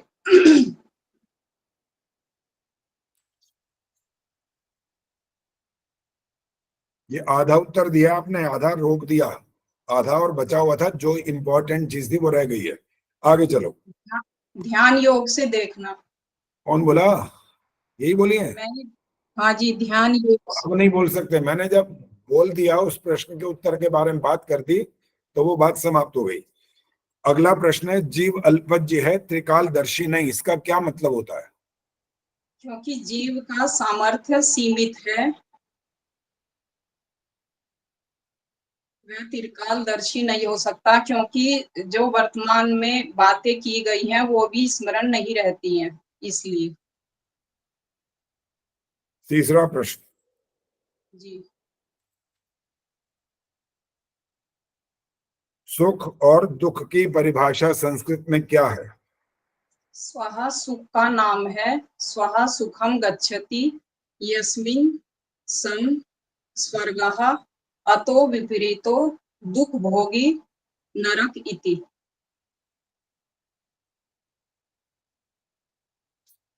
ये तो एक्सीलेंट है ये वाला, ये एक्सीलेंट था ये वाला आंसर। समझ आया नहीं आया? भाई सोच रही है मैं क्या बोल रहा हूं, मैं बोल रहा हूं ये वाला आंसर एक्सीलेंट है, एक्सीलेंट। जी जी समझ गई। हाँ, अब समझ जाइए, बहुत देर बाद समझ में आएगी कि क्या बोल रहे हैं, कि क्या कह रहे हैं भाई, एक्सीलेंट क्या होता है। चलो चौथा प्रश्न, मध्यम तमोगुणी किन जन्मों को प्राप्त करते हैं? मध्यम तमोगुणी हाथी, घोड़ा, शूद्र, मलेच्छ, निंदित कर्म करने वाले, व्याघ्र, वराह अर्थात सूकर के जन्म प्राप्त करते हैं। चलिए अब आपका अंतिम प्रश्न आ गया ये,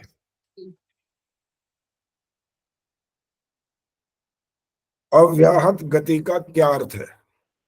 जो ब्रह्म सर्वत्र संपूर्ण है, उसमें अव्याहत गति, बिना रुकावट के मुक्त जीव आनंद पूर्वक स्वतंत्र विचरता है।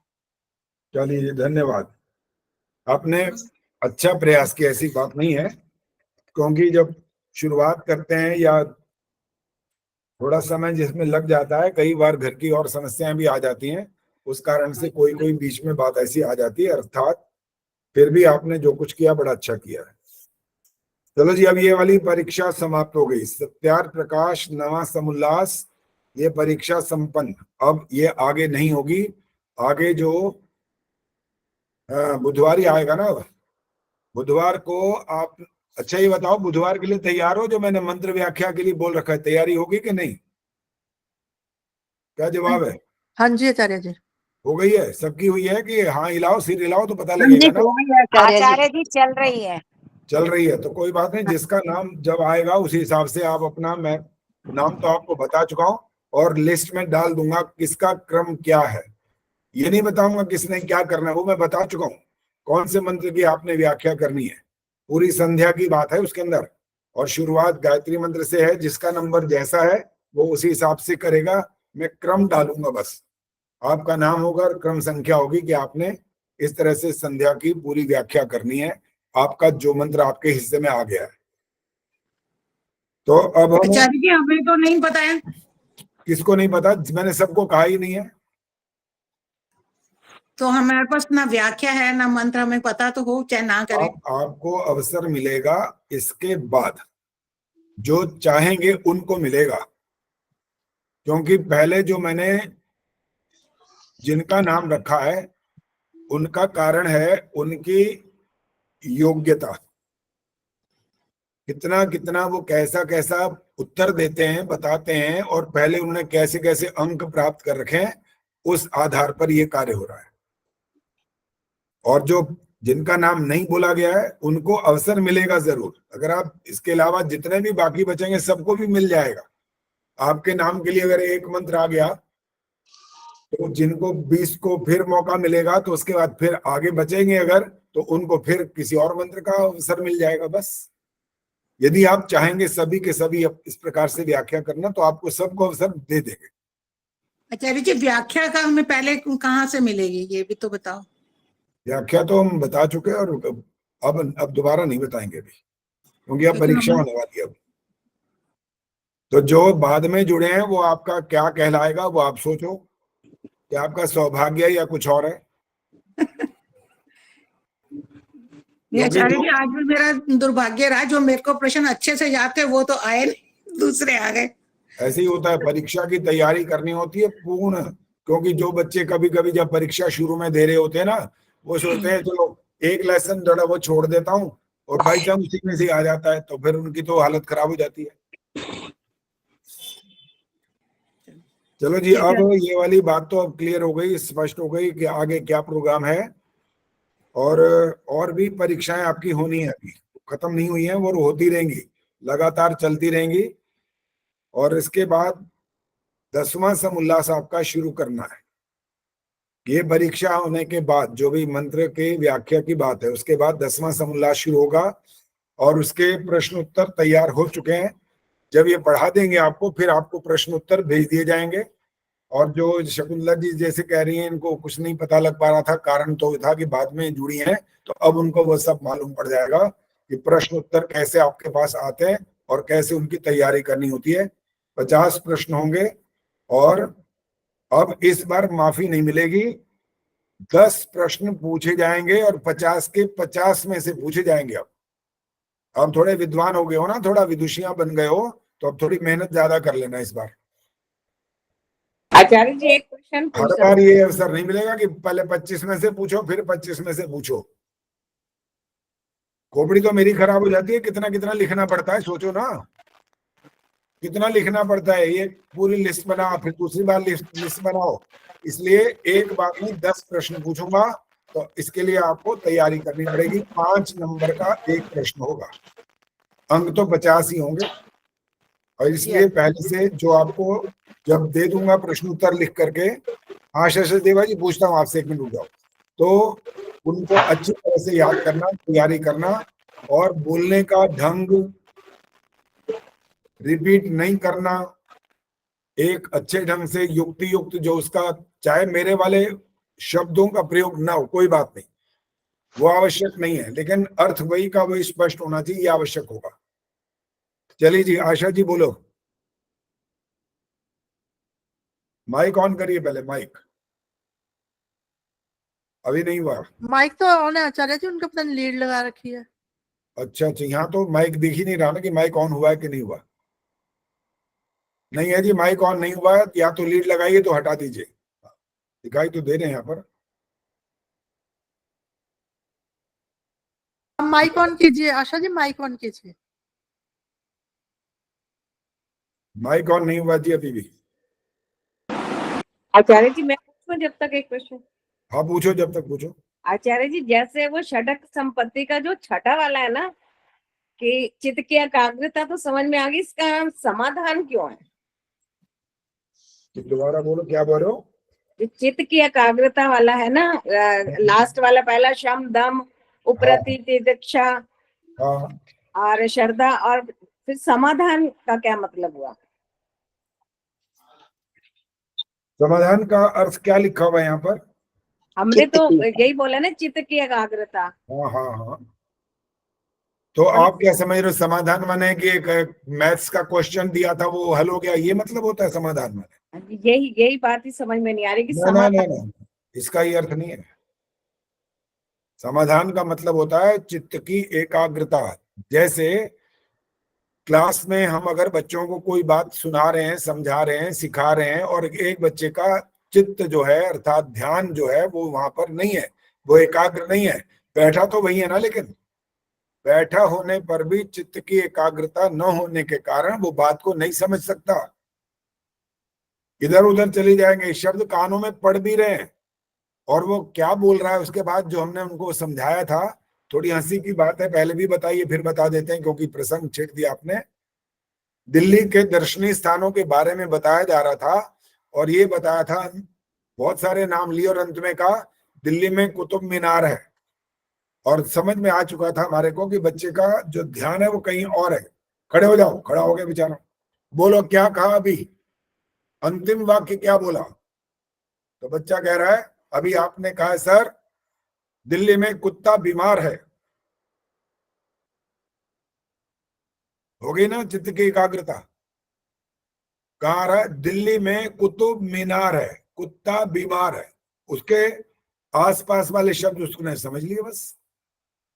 तो ये होता है चित्त की एकाग्रता, समाधान का यही अर्थ है, चित्त की एकाग्रता। और वो नहीं होगी अगर, तो फिर आपकी षट संपत्ति पूर्ण नहीं होगी। आचार्य जी, पिछली क्लास में हो रहा था कि चंडाल किसे कहते हैं, तो ये सब अपने अलग अलग जवाब आ रहे थे लेकिन क्लियर नहीं हो रहा था। किसने जवाब दिया था? किसने जवाब दिया था जी चंडाल का? पहले गायत्री जी हाथ खड़ा कर रही, इन्होंने दिया था। चलो बोलो, कोई बात नहीं, क्या कहना? नहीं आचार्य जी, मुझे तो कुछ पूछना था। अभी ठहर जाओ। किसने जवाब दिया था भाई चंडाल का? किसी ने नहीं दिया था। आचार्य जी जो शमशान घाट में होते वो बता रहे थे अघोरी बाबा। हाँ देखो, एक बहुत बहुत प्रसिद्ध राजा हुए और उनकी पत्नी और उनका पुत्र जो उनको बेचना पड़ गया था क्योंकि उन्होंने दान में देना था बहुत कुछ, और जो उनकी वास्तव में परीक्षा चल रही थी। स्वराज गुप्ता जी आगे बोलेंगे, हाथ खड़ा कर दिए जी। राजा हरिश्चंद्र की कहानी सुना रहे हैं। बिल्कुल वही बात है। और वहां पर जो कर्म हो रहा था, जहां पर शमशान जिसको बोलते हैं, वहां पर बोला जाता था चांडाल, जो वहां पर ये वाला कर्म करते हैं। और बाकी जो दुष्ट प्रवृत्ति आदि भी होती है, वहां पर भी इसका प्रयोग किया जाता है कई बार। और जो इन ये स्कल खोपड़ी को लेकर के और अलग अलग गलत तरीके के इसके दुष्प्रयोग करते हैं, उनका भी नाम होता है। चलो गायत्री जी बोलो, क्या कहना है?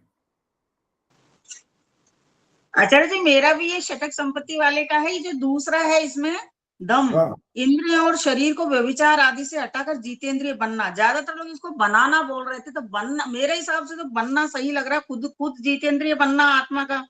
दम या इंद्रिय और शरीर को व्यभिचार आदि से हटाकर जीतेंद्रिय बनाना, ये बोला है। इसमें कौन सा सही है, बनना या बनाना? दोनों ठीक है। दोनों ठीक है। अच्छा, आप बनोगे तो ठीक है, अपने आप को बनाओगे तो भी ठीक है। हाँ जी, और किसने हाथ खड़ा किया जी? दमयंती गुप्ता जी ने हाथ खड़ा किया है। आचार्य जी मेरे के लिए किया था, आचार्य हरिश्चंद्र के लिए। अच्छा चलो ठीक है। और किसी ने बोलना है, पूछना तो कुछ पूछ। पद्मा चावला जी बोलो।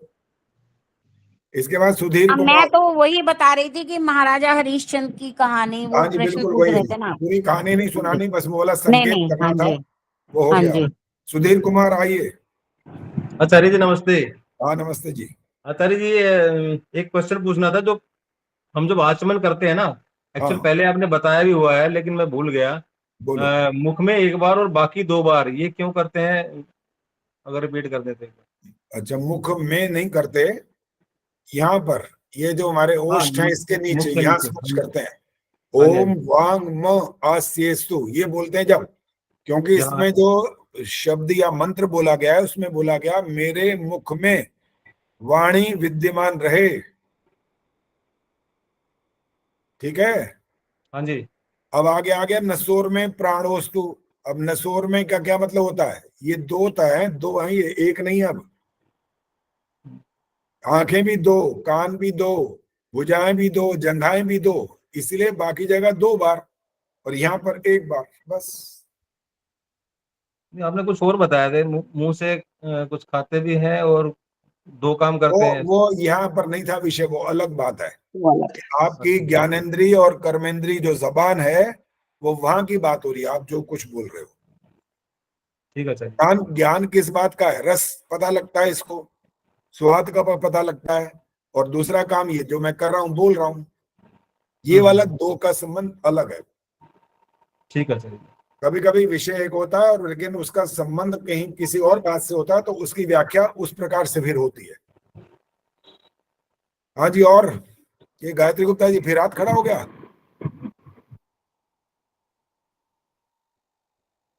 मैंने नहीं किया आचार्य जी। अच्छा, तो ये कुछ दमयंती ऐसे जी लग रहा है दमयंती जैसे, जी कर रही हैं। अच्छा वो पीछे कुछ है ऐसे लग रहा है, हाथ खड़ा है। चलो जी, क्या नाम, सरला गंभीर जी बोलो। आचार्य जी जो पीछे समोल्लास हो चुके हैं, हमने बाद में ज्वाइन किया था, उनके क्वेश्चन आंसर वगैरह हमें मिल जाते तो मिल जाएंगे। हाँ जी, वो भेज दीजिएगा ग्रुप में। आशा सचदेवा जी माइक आपका ऑन नहीं है, आप बोल तो रहे हो, पहले भी यही बात हुई थी तभी और लोग बोले। माइक ऑन करिए तब बोल पाओगे ना। हाँ जी, और किसने कुछ बात करनी है, कुछ पूछना है तो पूछो। आचार्य जी मैं कह रही थी मेरे से यज्ञ के मंत्र पूछ लीजिएगा कभी भी। अच्छा, कभी भी तो चलेगा लेकिन आज नहीं। कभी आचार्य जी, हाँ जी। जो ये आप हमारे मंत्रों की व्याख्या होगी, जैसे फर्स्ट नंबर 1 पे जैसे ये है कि ओम भूर्भुवः स्वः, तो उसी सीक्वेंस में लगेंगे नंबर, या किसी कोई भी मंत्र कहीं से भी कोई भी नहीं बोल नहीं, सकते आपको बीच? सबको मैंने बता रखा किसने कौन से मंत्र की व्याख्या हाँ करनी वो बता। तो हमें पता है आचार्य जी, लेकिन फिर उसी मंत्रों का सीक्वेंस चलेगा बिल्कुल उसी उसमें क्रम में, जैसे गायत्री मंत्र के बाद आचमन मंत्र, फिर ऐसे अंग स्पर्श मंत्र, मार्जन मंत्र, ऐसे बिल्कुल चलेंगे। ऐसे ही नाम लिखे हुए हैं आपके। हाँ जी, अच्छा ठीक है। ऐसे ही लिखे हुए। हाँ जी, और कौन बोलना चाह रहा था? दीप्ति आई है आज, दीप्ति बहुत दिनों में आई है। दीप्ति कुछ बोलना है तो बोलो। नमस्ते आचार्य जी। आचार्य जी मैं आ तो रही थी लेकिन मेरी तैयारी नहीं थी, तो मैं इसलिए चुप बैठी रहती थी। अच्छा अच्छा अच्छा, तैयारी नहीं जी थी क्या? बहुत जी व्यस्त रही हैं क्या? जी आचार्य जी, कुछ बच्चे बीमार थे, कुछ मेरा अपना कुछ स्टार्ट हुआ है, तो थोड़ा सा ज्यादा हो गया था, अच्छा अच्छा अच्छा, इस कर कारण नहीं से। पाई जी। कोई बात नहीं। जी आचार्य जी, मेरा प्रश्न ये है कि हम कहते हैं हमें पता है कि ईश्वर न्यायकारी है, तो क्योंकि ईश्वर ही न्याय करेगा, तो जो हम इस धरती पे जैसे कोर्ट खुली हुई है या हम किसी और तरह के न्याय करते हैं, तो वो क्या पापी मतलब पाप कर्म हो जाते हैं फिर उनके, तो हमें नहीं तो करने चाहिए? हो गया, प्रश्न हो गया आपका, ठीक है। जी इसका उत्तर ये होता है कि जहां जहां हम स्वार्थवश गलत निर्णय देंगे उनको दंड मिलेगा ईश्वर की तरफ से। जो आपने बोला न्यायालय हैं और वहां पर भी कहीं ना कहीं कोई गड़बड़ करते रहते हैं, उल्टी सीधी कोई गवाहियां दे देता है, झूठ बोल देते हैं और किसी दूसरे बेचारे को फंसा दिया जाता है, तो जो जो गलत करेगा उसका निर्णय ईश्वर के हाथ में चला जाएगा। और यहाँ अगर ठीक न्याय हो गया तो बात खत्म हो गई। मतलब अगर जज के हाथों अगर गलत न्याय हुआ, तो वो उसका भी न्याय ईश्वर करेगा उस? बिल्कुल करेगा, बिल्कुल करेगा, लेकिन उसके पास सब वो तो ऐसा तो है नहीं ना, सर्वव्यापक तो है नहीं, उसको तो गवाहियों के आधार पर निर्णय करना है। लेकिन जी अगर वो पैसा खा पी करके, रिश्वत ले करके इस तरह का गलत न्याय करेगा तब उसको दंड जरूर मिलेगा। जी, ये धन्यवाद फर्क है। आचार्य जी। ठीक है जी, बस ये अब समय समाप्त हो गया जी। अब तो आपको नाम आपको क्रम सहित मिल जाएंगे संध्या की व्याख्या के लिए, और बुधवार के लिए अब आप तैयारी कर लेना। आपके पास 3-4 दिन है, और वैसे भी आप बहुत समय से आपको मिला हुआ है, आप तैयारी कर सकते हैं। लेकिन पहले तो तरीका ये होगा कि मंत्र आपने बोलना है, और उसके अंक इस प्रकार से लगेंगे कि आपका मंत्र जहां अशुद्ध होता जाएगा नंबर कटते जाएंगे उसके। और व्याख्या में भी अगर आप प्रसंग से इधर उधर बहुत उधर ज्यादा चले गए दूर, तब भी अंक कट जाएंगे। इसलिए सीमित शब्दों में अच्छे ढंग से अपनी बात को प्रस्तुत करना है, व्याख्या ऐसे करनी है। बहुत लंबी चौड़ी कहानियां नहीं सुनानी उसके अंदर, संक्षिप्त करना, और अच्छे ढंग से आप अपनी बात को दूसरों तक, श्रोताओं तक पहुंचा दो, तो समझ लेना कि आपने बड़े अच्छे से मंत्र की व्याख्या कर दी है। आचार्य जी, यदि मंत्र की व्याख्या आपने पहले रिटर्न में दे रखी है तो ग्रुप में कोई भी डाल दे। मंत्र की व्याख्या तो मेरे ख्याल पता नहीं, मुझे याद नहीं है कि क्या किया था, वो आप अपने साथियों से पूछे ना, आपके फ्रेंड्स बन गए होंगे कोई ना कोई। आशा सचदेवा जी आज बात नहीं कर पा रही हैं, वो उठ के भी कहीं चली गई हैं, पंखा दिखाई दे रहा है बीच बीच में कभी कभी, पता नहीं उनका माइक ऑन नहीं हुआ या क्या कारण बना, पता नहीं लगा। लेकिन वो बोलना तो चाहती थी कुछ, अभी पता नहीं लग पाया क्या कारण है। आशा सचदेवा जी माइक ऑन हो रहा है कि नहीं हो रहा? माइक तो ऑन है आचार्य जी, पता नहीं आवाज क्यों नहीं आ रही। आवाज तो नहीं आ रही है यहाँ पर, उनका बोलते हुए शक्ल भी पता लग रही है, लेकिन यहाँ पर आवाज नहीं आ रही है। या तो कई बार ऐसा होता है ना कि पूरा एक बार हटना पड़ता है, लीव करो फिर दोबारा जुड़ो, तो हो सकता है तब कई बार बात बन सकती है। नहीं तो कोई बात नहीं, तो फिर अगली बार बात करेंगे, भी तो आवाज नहीं आ रही इनकी। चलो जी, अगले जो आपकी प्रतियोगिता है उसके लिए तैयारी करिए अच्छे से, और पूरे अच्छे ढंग से उसको आप निभा सकें, आपके लिए शुभकामनाएं। अब अंजू विद्यार्थी ने हाथ खड़ा कर दिया, बोलो जी अंजू जी, बोलो। आचार्य जी, आचार्य जी मैं ये कह रही थी हाँ। कि जैसे मतलब ये जो बाहर के, ये जो यहाँ पे न्यायालय है, वहां तो शारीरिक दंड ही मिलता होगा जो हमने शरीर से पाप किया। हाँ। या थोड़ा बहुत वाचिक भी हो सकता है, लेकिन आध्यात्मिक मानसिक को उसका तो नहीं मिलता ना, वो तो परमपिता परमात्मा के यहाँ ही न्याय होता है ना। देखो मानसिक दंड पता है कहाँ से कैसे हो जाता है, वो सुनो। मैं हाँ जी। बच्चों का उदाहरण देता हूँ। जब हम बच्चे बन के छोटे छोटे बच्चे होते हैं, स्कूल में पढ़ने जाते हैं ना, तो एक बच्चा बड़ा अच्छी वृत्ति का, सात्विक वृत्ति का होता है, बहुत प्यारा बच्चा होता है, बिल्कुल झूठ भी नहीं बोलता, कोई छल कपट नहीं करता, लड़ाई झगड़ा नहीं करता, किसी को तू मैमे वाले कोई काम नहीं करता वो। लेकिन वो एक दिन क्या होता है, वो कोई एक गलती कर बैठता है। अब कक्षा में जो अध्यापक है वो उसको जानता है अच्छी तरह से कि ये तो बहुत अच्छा बच्चा है। वो पता है वहां क्या कहता है उसको, सिर्फ एक वाक्य बोलता है, तुमसे ऐसी आशा नहीं थी, और ये सुनते ही उसके आंखों से आंसू बहने लग जाते हैं। ये भी दंड होता है। इतना सुनने, कोई थप्पड़ नहीं मारा, कोई और गाली गलौच नहीं किया, कोई और आर्थिक दंड नहीं दिया, सिर्फ एक वाक्य बोला, और उसके बाद बच्चे का क्या हाल हुआ। तो ये भी दंड ही होता है। अनेक प्रकार के दंड होते हैं। मैंने भी आज एक दंड की बात कर दी है, और गार्गी गुप्ता जी अब 500 रुपए का दंड भुगतेंगी, वहां आर्य समाज में दे के आएंगी। और कोई और बोल रहा था कि दंड तो बड़ा अच्छा आपने दिलवाया ये वाला। मैं कहा सिर्फ ये वाला नहीं है, और भी बहुत सारे हैं। अभी समय समय पर अगर गलतियां करोगे तो दंड भी मिलेगा। कोई है ऐसा जैसा हम कार्यक्रम चला रहे हैं, बताओ कहीं होता है ऐसा?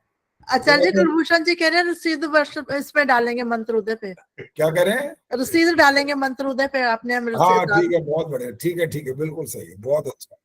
उर्मिल शर्मा ने बोला था, मुझे लग रहा है, इन्होंने कहा ये बढ़िया दंड दिया भाई आपने तो। फिर मैंने इनको ये जवाब दिया था, मैंने कहा ये दंड नहीं, अभी बहुत सारे और भी हैं, वो दंड भी मिलेंगे, तुम्हारे व्रत करवा देंगे, देखना आप।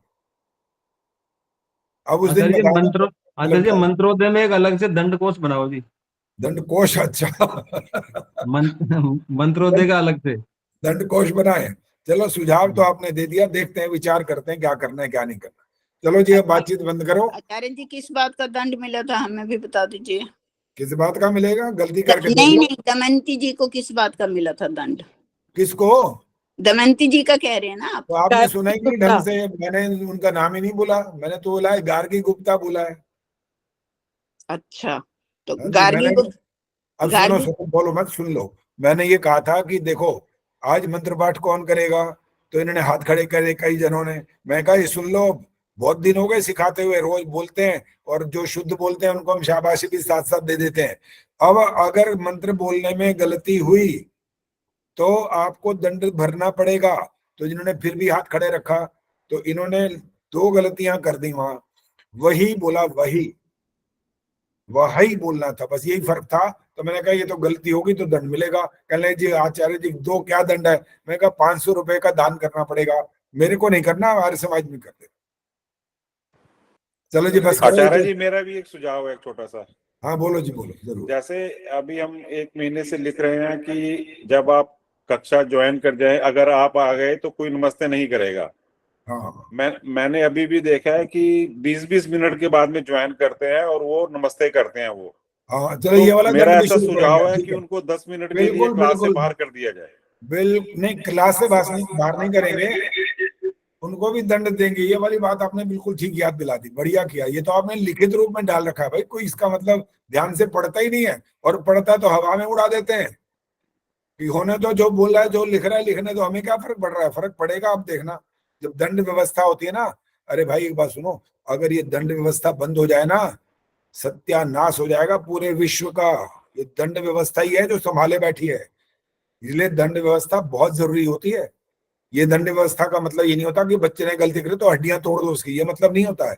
दंड कैसा, एक बच्चे को एक वाक्य बोलने पर आंसू आते हैं, और एक ऐसा नालायक होता है कि इतना गंदे वाली बातें बोलता है वो कि उसको कहते हैं भाई इससे तो पीछे छूट जाए वही अच्छा है। ऐसी ऐसी बात बोलनी पड़ती है। चलो जी बस और मत बोलिए, शांति पाठ।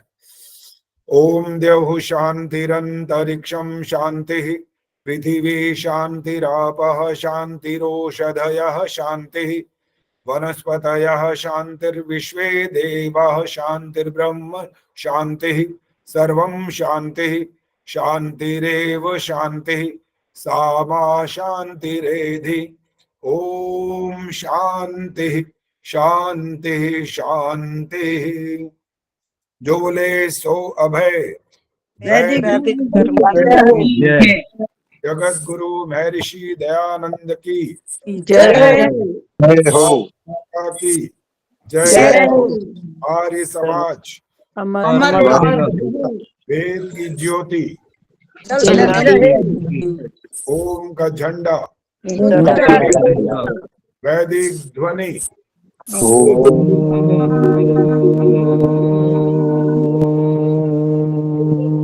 वैदिक अभिवादन सभी को नमस्ते। नमस्ते। नमस्ते। आचार्य जी।